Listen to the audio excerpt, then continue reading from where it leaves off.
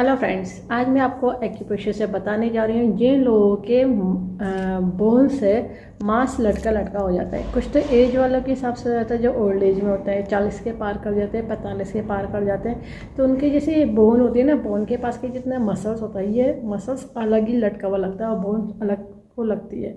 छुट्टी नहीं होती मगर लटक जाती है। वो लटकने का रीज़न क्या होता है, उसका भी एक्यूप्रेशर में ट्रीटमेंट पॉसिबल है, नेचुरल है, कोई साइड इफेक्ट नहीं है। पहली चीज़ तो ये देखिए, कुछ लोग अगर वेट लूज़ करते हैं तो उसमें क्या होता है, जो स्किन होती है उसमें रिंकल्स से आ जाते हैं और मांस लटक जाता है। मांस घट तो जाता है मगर वो एक तरफ को लटक भी जाता है। कैसे भी हाथ उठाओगे तो ऐसे लटकेगा, ऐसे जाएगा तो ऐसे लटकेगा। इस तरह से थाइस का होता है, कहीं पे गालों को होता है, कहीं पे भी बोन से जो मांस चिपका हुआ होता है वो अलग लटकने लगता है। किसी के यहाँ पे जैसे बोन जैसे चिपकी हुई होती है, ये इस तरह का बोन का मसल देखिए पूरा चिपका है। कुछ लोग ऐसे हाथ करेंगे तो ये मांस जो होगा ऐसे लटका होगा, बोन ऊपर को होगी। तो इस तरह से होता है।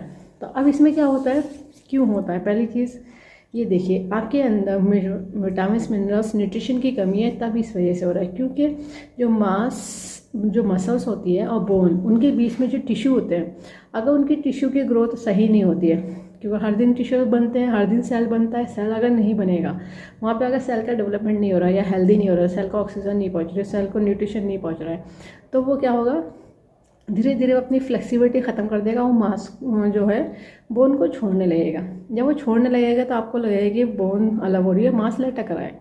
उसमें कोई एज का कोई रिलेशन नहीं है। कभी कभी वो जो होते हैं कम एज वालों के लिए भी होने लगता है, और जो ओल्ड एज वाले होते हैं उनका तो होता ही है, क्योंकि उनके जो ऑर्गन होते हैं थोड़े वीक पड़ चुके होते हैं। वीक पड़ने की वजह से वहाँ पर न्यूट्रिशन की कमी हो जाती है।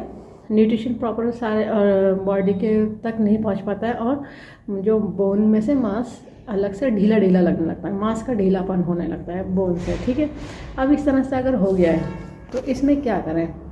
इसका रीज़न होता है, देखिए, स्मॉल इंटेस्टाइन आपका सही से काम नहीं कर रहा, और स्प्लीन, क्योंकि स्मॉल इंटेस्टाइन सारे विटामिन बनाने का काम, जो न्यूट्रिशन बनाने का काम होता है वहीं पे होता है, सारे वहीं से नीचे होता है, फिर बॉडी में पहुंच जाते हैं। और अगर स्प्लीन भी वीक है, खाने को डाइजेस्ट करने के बाद तो उसको फूड को कन्वर्ट करने का काम स्प्लीन का होता है।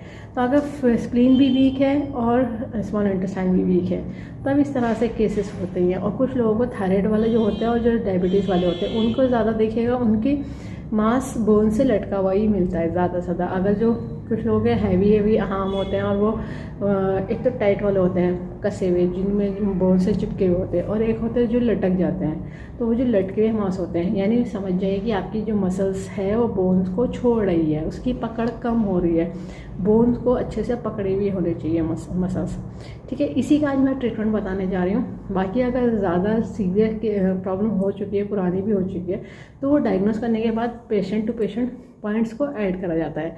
अभी सिंपल इसलिए बताने जा रही हूँ ताकि आप लगा करके आपकी जो अभी शुरुआत हुई है, ज़्यादा पुराना नहीं हुआ, तो उसमें ग्रिप बनने लग जाए मसल्स और बोन के बीच में। ठीक है, वरना वहाँ की जो टेंडेंस होते हैं, जो कार्टिलेज होती है, टिश्यू होते हैं, सेल होते हैं, वो अगर सही से डेवलप नहीं होंगे तो आगे चल के क्या होता है, आपको और वीकनेस आ जाएगी, और उसकी वजह से आप ज़्यादा ओल्ड भी दिखने लगेंगे। कम एज वाले भी लोग ओल्ड लगने लगते हैं, क्योंकि 40-50 की एज ज़्यादा नहीं होती है, वो एज नॉर्मल ही होती है कि उस लोग में लोग अपने आप को ओल्ड मानने लगते हैं। ठीक है, उस टाइम में भी आपकी मसाज अच्छी होनी चाहिए जो बोन्स को पकड़ के रखे।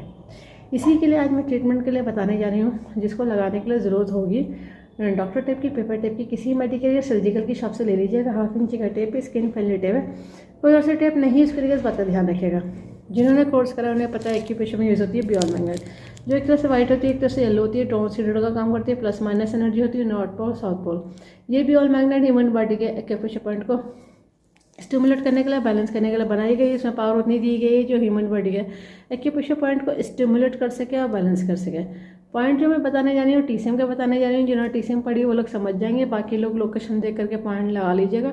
टीसीएम के पॉइंट पे आपको बियॉन्ड मैग्नेट लगानी है। जिन्हें कलर की नॉलेज है वो लोग कलर लगा सकते हैं, पर ध्यान रखिएगा जो लोग कलर लगाएंगे अगर उसके ऊपर पानी लग गया, पसीना आ गया, तो उस कलर को रीअप्लाई कर लीजिए, वरना वो पॉइंट फंक्शन नहीं करेगा। जब तक कलर लगे रहेगा तब तक तो काम करेगा। कलर का विजिबल है और पानी लग गया तब भी वो काम नहीं करेगा, इसलिए इसको रीअप्लाई करना पड़ता है। ठीक है, और जो लोग कलर लगाएंगे तो वो उसके ऊपर मैग्नेट ना लगाए, या तो कलर लगा लें या मैग्नेट लगा लें, दोनों में से एक ही मेथड यूज़ करिएगा, वरना 2 मेथड लगाएंगे कोई भी काम नहीं करेगा। ठीक है, पॉइंट की लोकेशन समझ लीजिए। ये हमारी इंडेक्स फिंगर है, इसी मिडिल फिंगर की तरफ जो मेरिडियन चलती है वो स्मॉल इंटेस्टाइन की चलती है। ठीक है, तो ये जो अपर जॉइंट है, अपर जॉइंट से नेल की तरफ ये पॉइंट आता है, स्मॉल इंटेस्टाइन का 3rd पॉइंट है। ठीक है, छोटी आंत का 3रा पॉइंट है। अब इस पॉइंट को इस कंडीशन के अकॉर्डिंग कराया जाएगा टोन।